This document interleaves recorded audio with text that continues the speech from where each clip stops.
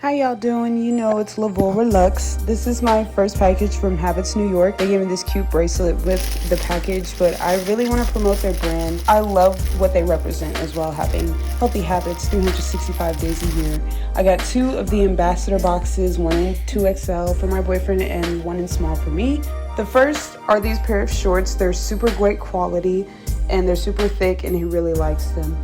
Next is his golden black shirts. They're his favorite colors, and this 365 shirt, this is one of my favorite shirts, and it became one of his favorite shirts because he already had another pair of shorts that matched it. The back is really dope.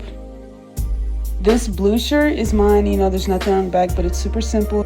This sweatshirt is my boyfriend's, and yes, I'm seeing how it fits on me. It's two-tone. It became one of his favorite sweatshirts to pair with those shorts that he loves. I really like this black shirt with the mosaic back. It's super simple and super colorful at the same time. This set is a shorts and sleeveless shirt set. It's super comfortable, great for casual wear, and you know, super cute. I just enjoy wearing it.